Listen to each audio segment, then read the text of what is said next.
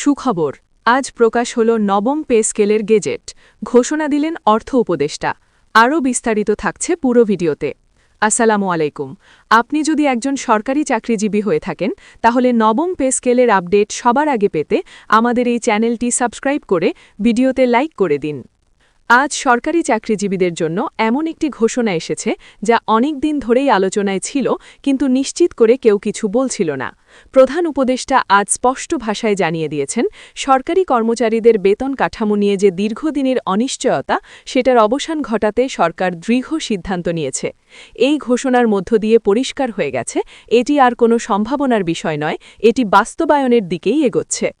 প্রধান উপদেষ্টা বলেন, সরকারি চাকরিজীবীরা শুধু একটি পেশার অংশ নন, তারা রাষ্ট্র পরিচালনার মূল শক্তি। তাদের জীবনমান, আর্থিক নিরাপত্তা এবং কাজের পরিবেশ উন্নত না হলে একটি রাষ্ট্র কাঙ্ক্ষিত সেবা নিশ্চিত করতে পারে না। সে কারণেই সরকার এই সিদ্ধান্তকে অত্যন্ত গুরুত্বের সঙ্গে বিবেচনা করেছে।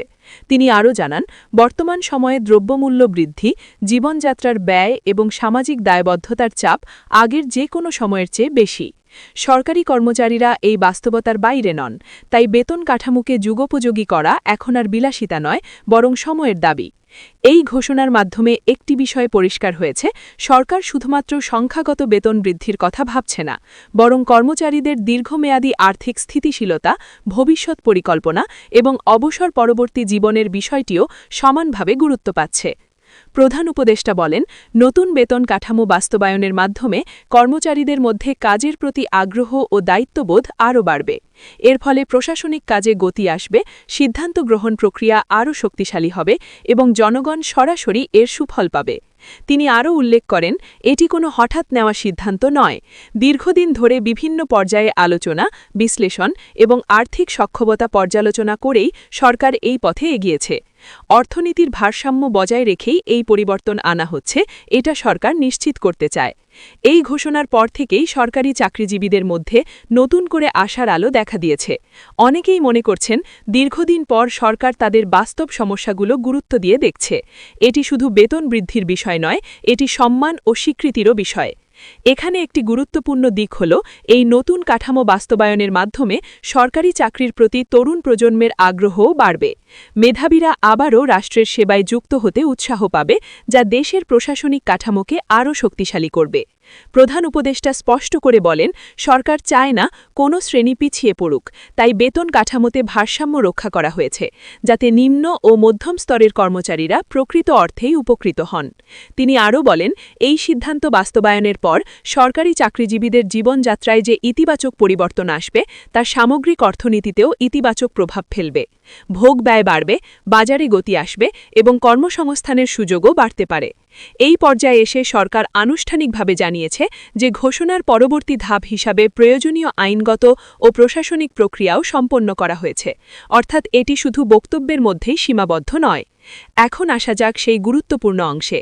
এই সিদ্ধান্তকে চূড়ান্ত ও কার্যকর করার জন্য যে আনুষ্ঠানিক নথির প্রয়োজন ছিল, সেটিও প্রকাশ করা হয়েছে, অর্থাৎ নবম পে স্কেল সংক্রান্ত গেজেট সরকারিভাবে জারি করা হয়েছে, যা এই সিদ্ধান্তকে পূর্ণ আইনি ভিত্তি দিয়েছে।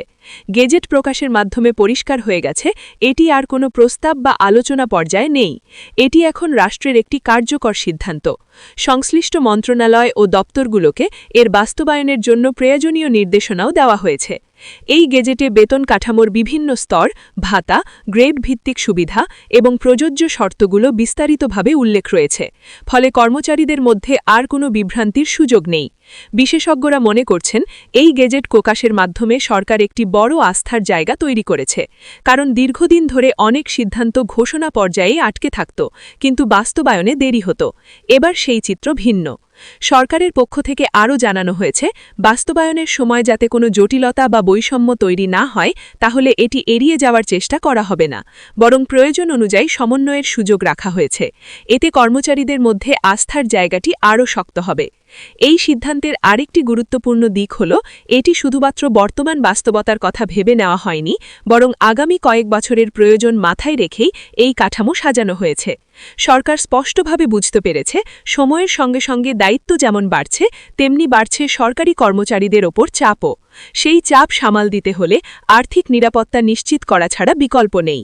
অনেক কর্মকর্তা কর্মচারী দীর্ঘদিন ধরে যে বিষয়টি নিয়ে কথা বলছিলেন সেটি হল বেতন কাঠামো বাস্তব জীবনের সঙ্গে তাল মেলাতে পারছিল না।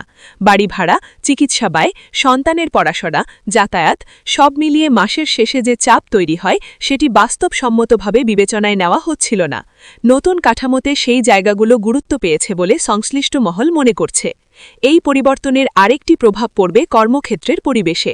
যখন একজন কর্মচারী মানসিক চাপমুক্ত থাকে তখন তার কাজের মানও স্বাভাবিকভাবে ভালো হয়, দায়িত্ব পালনে গাফিলতি কমে, সময়ানুবর্তিতা বাড়ে এবং অফিসের ভেতরের শৃঙ্খলাও শক্তিশালী হয়। সরকার এই দিকটিকেও গুরুত্ব দিয়ে দেখছে। এখানে একটি বিষয় বিশেষভাবে উল্লেখযোগ্য, এই সিদ্ধান্তের মাধ্যমে সরকার একটি বার্তা দিতে চেয়েছে যে তারা মাঠ পর্যায়ের কর্মচারীদের কথাও শুনছে। শুধু নীতি নির্ধারণী পর্যায়ে বসে সিদ্ধান্ত নয়, বাস্তব অভিজ্ঞতা ও দীর্ঘদিনের অভিযোগগুলোকেও বিবেচনায় আনা হয়েছে।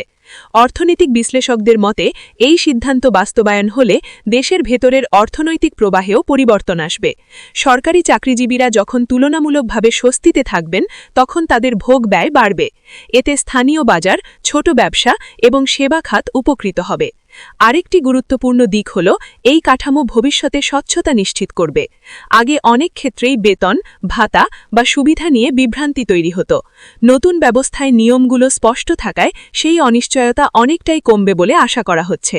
সরকারের পক্ষ থেকে ইঙ্গিত দেওয়া হয়েছে, বাস্তবায়নের সময় যাতে কোনো অসামঞ্জস্য বা জটিলতা সামনে আসে তাহলে তা এড়িয়ে যাওয়ার চেষ্টা করা হবে না, বরং প্রয়োজন অনুযায়ী সমন্বয়ের সুযোগ রাখা হয়েছে। এতে কর্মচারীদের মধ্যে আস্থার জায়গাটি আরও শক্ত হবে।